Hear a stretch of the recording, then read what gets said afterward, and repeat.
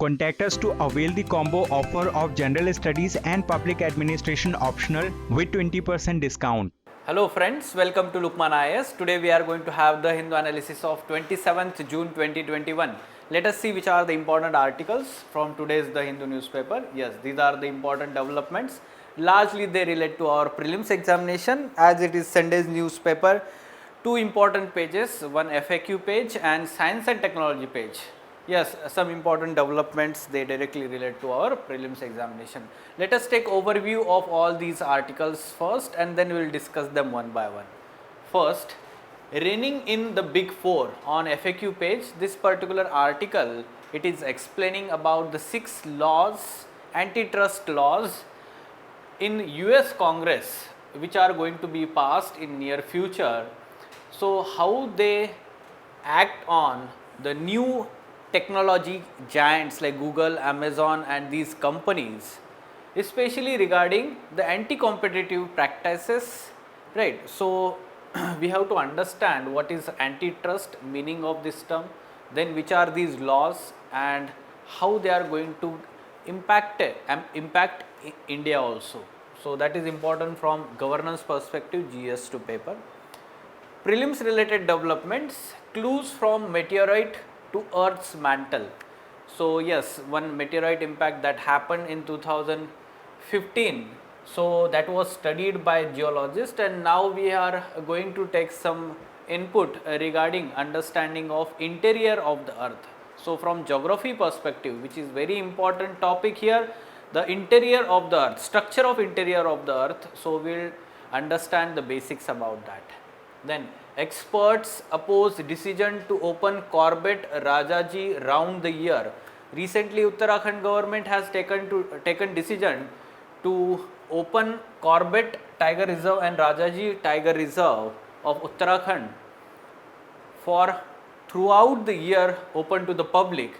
So, at present it is actually closed for 5 months during monsoon time period. Now, it is going to be open for throughout the year. Some concerns raised here by the experts that we are going to understand which are these concerns, and for prelims examination, protected areas of different states we are looking into whenever we are getting across such kind of information. Here for Uttarakhand state, which are the protected areas, we will try to understand.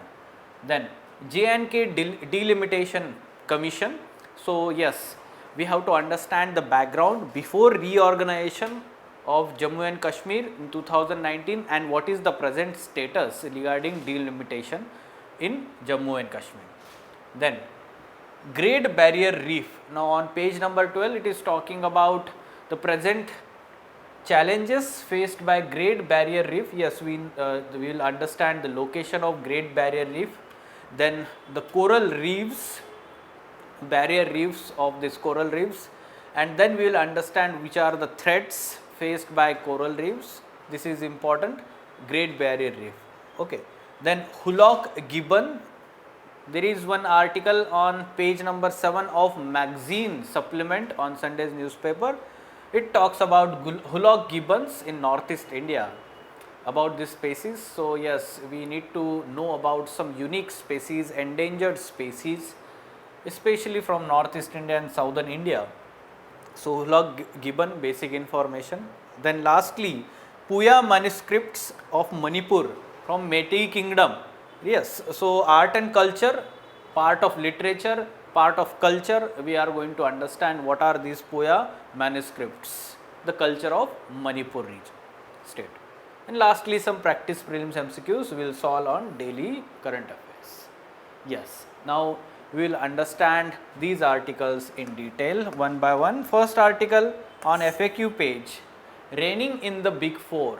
The context here is that US House of Representatives Judiciary Committee voted to advance 6 bills outlawing unfair business practices.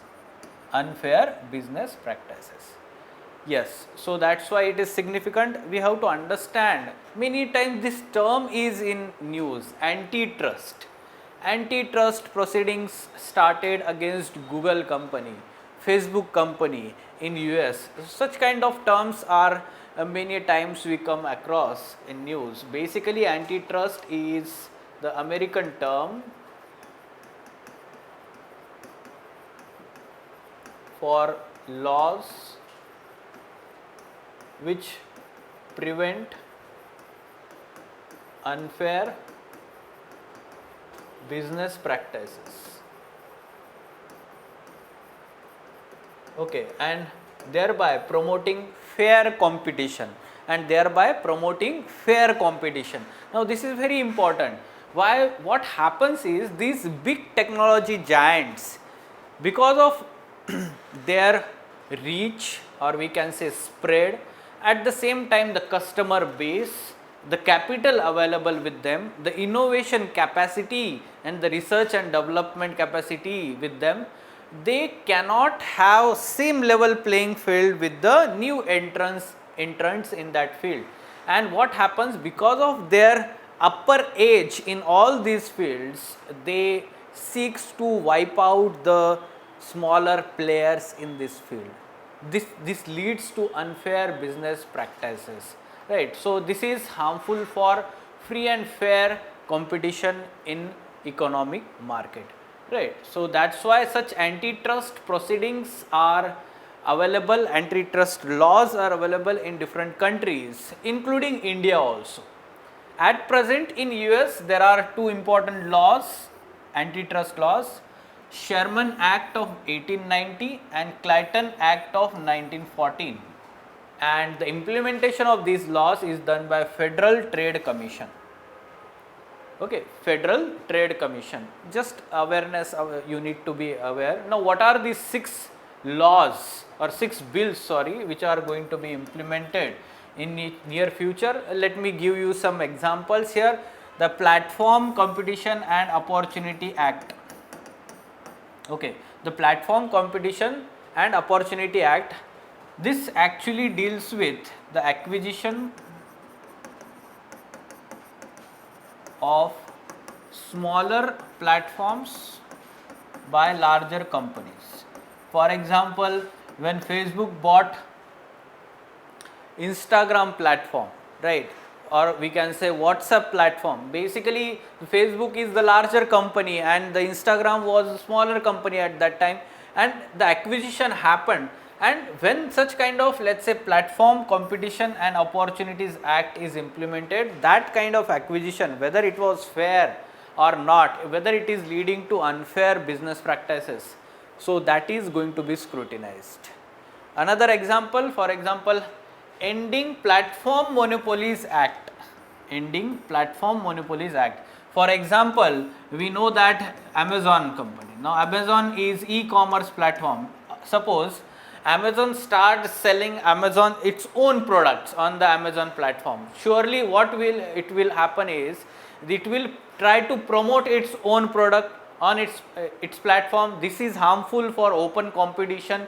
The other commerce entity, when they are selling on this platform, they get less edge, right? So such kind of platform monopolies are to be eliminated, ended through such acts. So you need not to remember all of these acts, try to remember 1 or 2 among the 6 and how they are going to end unfair business practices. Okay. So what we need to understand is how will the move affect India?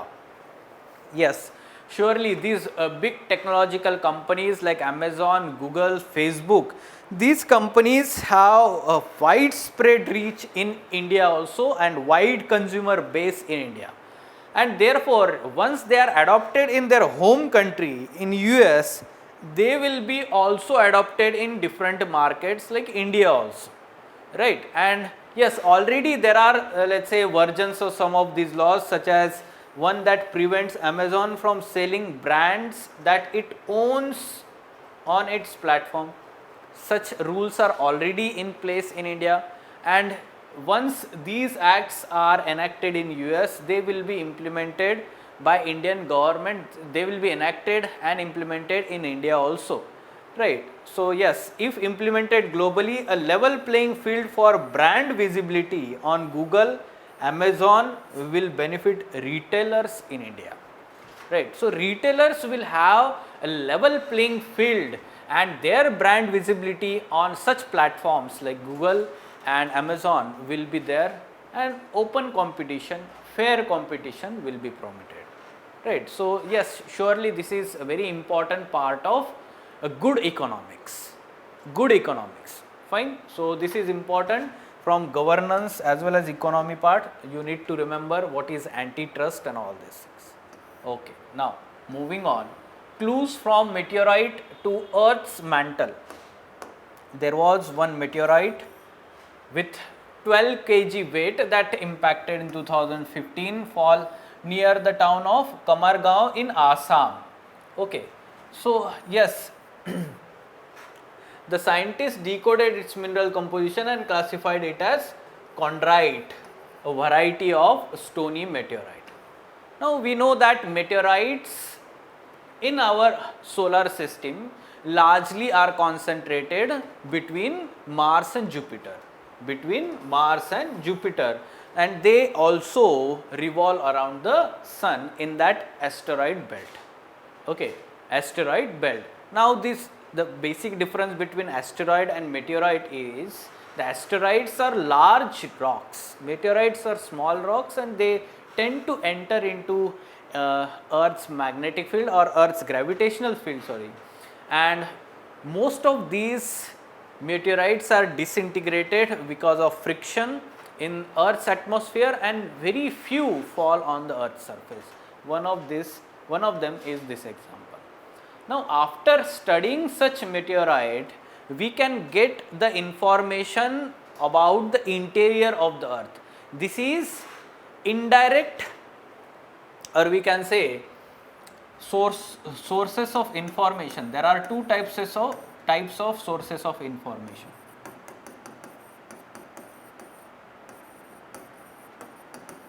One is direct information sources and second is indirect, right. So such meteorite impact is a direct source of information, right, or another like volcanism is there, that also gives idea about what is going on, which kind of material is there in interior. Indirect sources like magnetic field, gravitational field, or seismic waves seismology, that study, this gives information about interior of the Earth, right. So these are sources, and meteor is also one of the source to understand the interior of the Earth, and that's why the scientists are also studying about the interior of the Earth from this. Now yes, about this specific meteor and all these things are not important. What is important for us is to understand the structure of interior of the Earth. This is important for prelims examination. Yes, there are 3 layers of interior of the Earth or inside the Earth. Let us try to understand. First one, the uppermost is crust, middle part is mantle, and the central part is core. Crust, mantle, core. Okay. According to different properties of material that are found along with the temperature and pressure properties in different layers, they are categorized like this. Along with depth, so let us try to understand. Crust around 100 km thick, then up to 2900 km there is mantle, and beyond that we have core.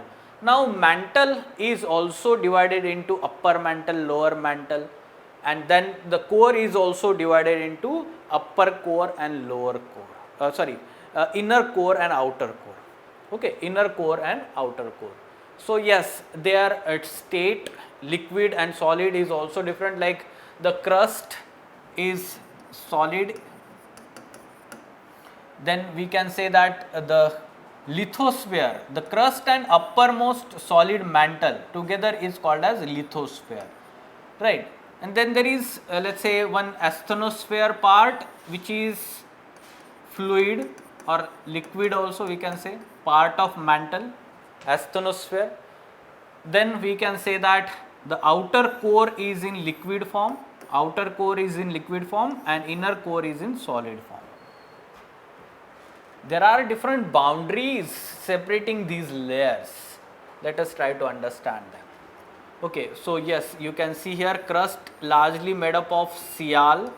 Okay, so sial means what? Silicon, silica and aluminium. Okay, and then we have the cyma mantle made up of cyma, silicon, and we can say that magnesium, right?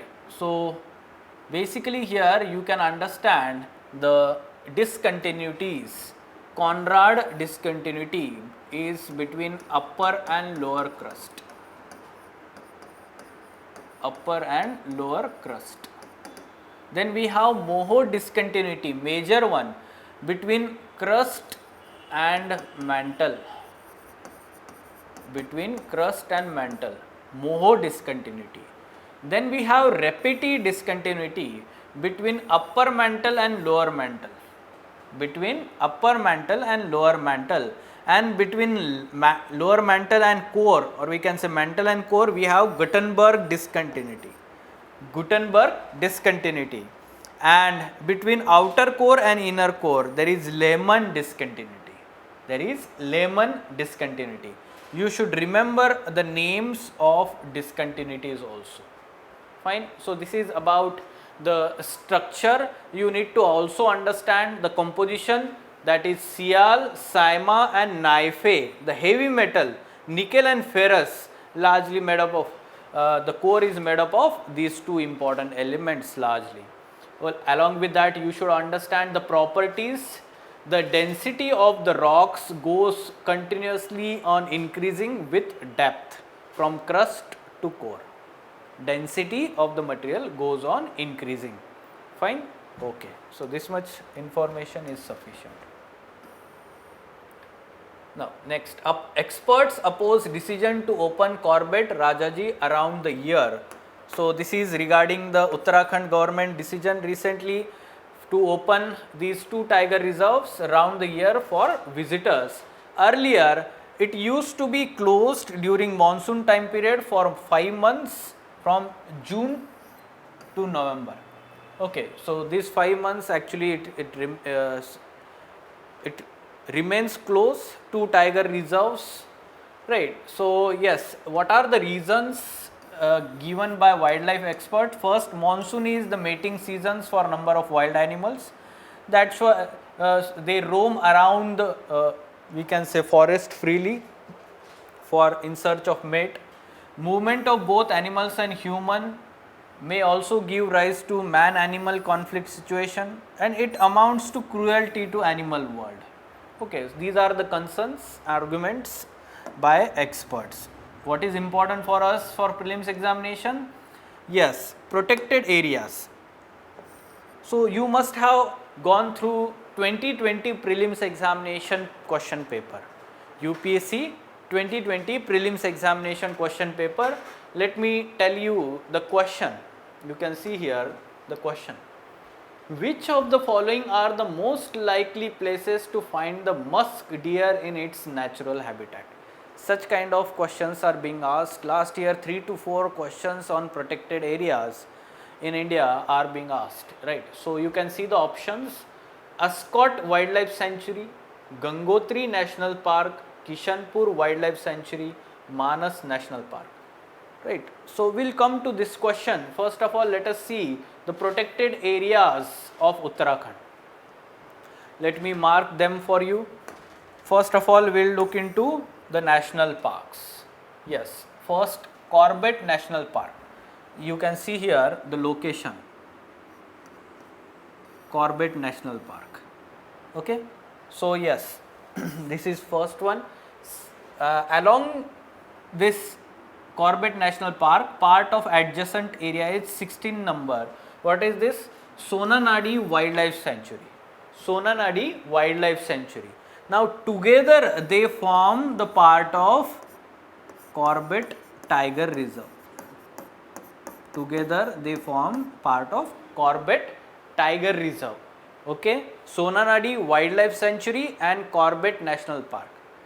Now second one, Gangotri National Park. You can see here the location, Gangotri National Park. Together with this national park there is one more area Kedarnath Wildlife Sanctuary. You can see here adjacent Kedarnath Wildlife Sanctuary. Okay. Third one, Govind National Park. Now you can locate this here, Govind National Park. Third one, along with border of Himachal Pradesh. And then there is 10th here, adjacent one, Govind Pasu Vihar Wildlife Sanctuary. You can see along with national park there is one attached wildlife sanctuary. The locations. Then we have fourth national park, Nanda Devi National Park. You can see here the isolated area, Nanda Devi National Park, very important, part of Biosphere Reserve also, Nanda Devi Biosphere Reserve. Right, and Valley of Flowers National Park. You can see here small one, very important for biodiversity, Valley of Flowers National Park. Okay, so they are nearby, right? So they are actually together part of that Biosphere Reserve. Nanda Devi National Park, Valley of Flowers National Park. Now, the fifth one is, the sixth national park is Rajaji National Park. You can see here the location, Rajaji National Park, and along with that there is one conservation reserve, 11 Jilmil Jil Conservation Reserve. Okay, so these are the names you can remember. Then along with there are small reserves located in different parts of Uttarakhand. For example, Missouri Wildlife Sanctuary is there, 13 number. You can see here the 13 number, Missouri Wildlife Sanctuary. Then here 8 Asan Barrage Wetland Conservation Reserve, right? And the 14th and 15th Nandhor Wildlife Sanctuary and Pawalgarh Conservation Reserve. That is not important. What is important for us is these wildlife sanctuaries. Now you can see here the important wildlife sanctuary of Uttarakhand, that is Ascot Musk Deer Wildlife Sanctuary.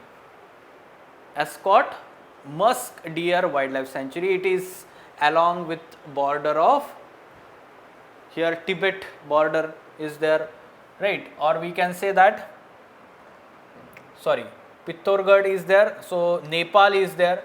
So along with the border of Nepal, we have this Ascot Musk Deer Wildlife Sanctuary, right? So you need to remember the names here. You need to study all these protected areas state wise. Now you can see here the Ascot Musk Deer Wildlife Sanctuary is there, and here the second number is Gangotri National Park. Now these two were options in that question. Let us come back to this question. Actually, to some extent the difficulty level, medium to difficult level, this question. General knowledge, musk deer generally are found in the cold temperatures areas. So either they will be having the high altitude region, or we can say temperate region. So yes, from this logic one can eliminate Kishanpur Wildlife Sanctuary, which is in UP and which is in plain areas. Manas National Park is also largely located in plains area in Assam. So we can eliminate these two and mark 1 and 2. Or if you specifically knew about this, that Ascot Musk Deer Wildlife Sanctuary is there, Ascot Musk Deer Wildlife Sanctuary is there, then option remains between A and D, and in D we have fourth, so it can be eliminated. Manas is completely located in plain areas, right? So in this manner we needed to attempt such kind of question. Yes, quite a difficult if you do not have any kind of knowledge regarding musk deer and the protected areas, but you can understand how we need to study here regarding protected areas state wise along with the species based conservation, right? So these two important protected areas are for musk deer. Fine. Okay. Now moving on. Yes, in these two let's say protected areas, there are two tiger reserves in Uttarakhand. there are two tiger reserves in Uttarakhand. One is Corbett Tiger Reserve and other is Rajaji Tiger Reserve. Corbett and Rajaji. You need to remember these two names of Uttarakhand. Fine. Now, Jammu and Kashmir delimitation exercise. Yes, this delimitation commission, which was established or came into existence under provisions of Part 5 of Jammu and Kashmir Reorganization Act 2019 and Delimitation Act 2002, passed by Centre in 2019 along with other such J&K specific acts. Background. In background, what we need to understand here, how delimitation in Jammu Kashmir happened according to what laws, rules, right? So yes, before this reorganization, the assembly seats were carried out under Jammu and Kashmir Constitution and J&K Representation of People Act 1958. A separate constitution, separate RPA Act for Jammu and Kashmir was there, and yes, the delimitation happened according to these laws. The delimitation, last delimitation exercise happened in 1994-95 after 22 years, and this increased the number of seats to 87 from 76 originally. The Jammu region saw increase of 5 seats from 32 to 37. Kashmir region increased 4 seats and Ladakh 2 seats. In this manner, before reorganization, there were total 111 seats with 24 reserved and vacant for POK, Pakistan Occupied Kashmir. They were never filled. Whatever the elections that happened, only for 87 seats. Only for 87 seats. Fine. Now, what happened is on 5th August 2019, reorganization of Jammu and Kashmir in 2 union territories. Okay, so Union Territory of Jammu and Kashmir and Union Territory of Ladakh. So yes, the Union Territory of Ladakh and the strength of assembly of Jammu and Kashmir reduced to 83 from 87. 83 from 87. Now, the Delimitation Commission headed by retired Supreme Court Judge Justice Ranjana Prakash Desai was constituted in March 2020 to delineate 7 more constituencies based on 2001 census, even though the fresh census is due this year, taking strength of the total seats to 90. That means from 83 to 90. 7 more constituencies are to be delimited by this Delimitation Commission. This is the task of this Delimitation Commission. This is the development. You should be aware about the background and the present status, because already the discussion is going on between the central government. Prime Minister recently met with leaders of different parties in Jammu and Kashmir, right? So yes, this is in news, that's why you should be aware about this. Now, moving on, Great Barrier Reef, a fabled wonder in danger. Location: off coast of Australian continent, northeast of Australia. You can see the location, northeast of Australia. Great Barrier Reef, one of the World Heritage Site, UNESCO's World Heritage Site. It was included in 1981. The length you can see is 2,300 km long. It has wide biodiversity. Okay, so yes, we know that the coral reefs, there are 3 types of coral reefs: fringing reefs, barrier reefs and atolls. So second one, barrier reefs, the best example is Great Barrier Reef of Australia, right? So they are also called as rainforests of oceans. Coral reefs are called as rainforests of oceans. Why?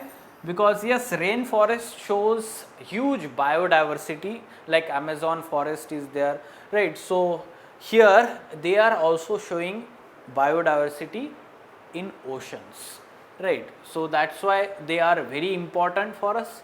in terms of biodiversity. However, the close scrutiny of Great Barrier Reef shows variety of ecological impacts from environmental stresses including climate change. The climate change has led to three big events of coral bleaching in 2016, 17 and 2020, leading to loss of many such coral reefs in that region. Now, this year World Heritage Committee has sounded a warning by drawing up resolution to inscribe the reef on the list of World Heritage in danger. That's why it was in news. Okay, so different other activities, like for example, government should stop destructive impacts of human activities such as land based and farm runoff that has polluted waters, coastal developments and other commercial uses. So basically you should be aware that corals are very much temperature sensitive, salinity sensitive, temperature sensitive and salinity sensitive. Also we have to understand the because of climate change or there is global warming going on and the ocean temperatures are increasing, and therefore because of that there is coral bleaching that is happening. Coral bleaching, at the same time ocean acidification is also happening, and because of that also coral bleaching is happening. Along with that, the fertilizer runoff and the land based runoff, all these are resulting into different kind of coral diseases, right. So increase in concentration of chemicals in the coral reefs, all these are happening. Along with that, changes in the chemicals in the waters and the warmer temperatures leading to feminization of green turtles originating from nesting beaches in the northern region, potentially leading to significant scarcity or absence of adult males in the future. Basically it is impacting the biodiversity of that region, species biodiversity or species diversity, right. So you can give one of the example. This can be written in mains examination GS3 part, environment section. Those who are having geography optional subject, they can also write. Along with that, for prelims examination, location, you should be aware about the location here.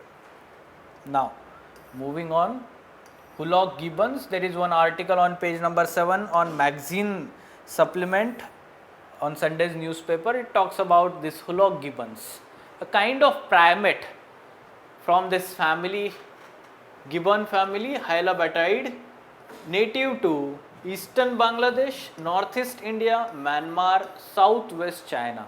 That means they are not only native or found in India, but also found in Bangladesh, Myanmar as well as China. In India, they are found in 7 northeastern states covering Arunachal Pradesh, Assam, Manipur, Meghalaya, Mizoram, Tripura also and Nagaland. They are diurnal, arboreal, branchiating through the trees with their long arms. You can see the photograph, very important because they, to some extent, the primate species give a link to our ancestors, right. Their diet consists of mainly fruits, insects and leaves. Conservation status, in India they are listed in Schedule 1 of Indian Wildlife Protection Act 1972. IUCN Red Data Book, the western Hullock gibbons listed as endangered, while eastern Hullock gibbons are listed as vulnerable. Okay, so basic information, IUCN status, the conservation or protection under Wildlife Protection Act 1972, Schedule 1, then the locations, right. So you should be aware about the locations also. Hullock gibbons, primate species, largely they are found in Assam, you should be aware about that. There is one wildlife sanctuary also for conservation and protection to Hullock gibbons there. Now Puya manuscripts of Manipur, basically these manuscripts, they are having origin in Meitei kingdom in Manipur, Meitei kingdom. At present, Meitei language is very important language in Manipur state, also part of 7th schedule of Indian constitution, one of the 22 languages mentioned in that schedule. Right, so Meiteis who established the feudal kingdom in Manipur, these manuscripts constitute the patrimony of essentially non-material civilization of Meiteis. Okay, now these manuscripts, for example, they are court chronicles of the kings of Manipur dating back to 1st century CE. Along with that, other such manuscripts, they also give information or history of royal women called Chada Lui, or they also talks about state administration. Basically, these manuscripts involved the extremely beautiful drawings like this. This is very unique to these manuscripts. Okay, Puya manuscripts. The myths in the Puya might be relatively unknown as written stories, but their oral counterparts are likely to be more familiar. Which are oral counterparts? For example, Nat Sankirtan music, declared as part of UNESCO's intangible heritage, Manipur. Okay, or dance form, Manipuri dance form is one of the classical dance form of India, right? So they are actually performing arts. Okay, they are performing arts, while this is literature, manuscripts. Fine, so you should be aware about Puya. If the name is asked in the prelims examination, it is from Meitei kingdom, the manuscripts giving the history of Manipur region, right? Okay. Now you can solve this practice prelims MCQ quickly.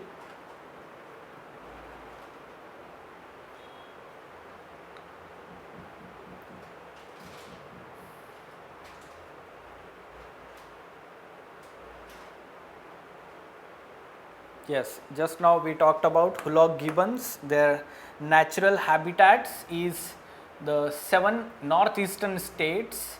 So surely the answer should be Eastern Himalayas. We did not talk about Western Himalayas or Western Ghats or Eastern Ghats. They are specifically in India found in northeastern states, largely in Assam. Okay, so answer should be B here. Fine, yes. So these were important articles from today's The Hindu newspaper. For further information regarding the foundation batch 2022, you can contact Lukman IAS. Thank you. Contact us to avail the combo offer of General Studies and Public Administration optional with 20% discount.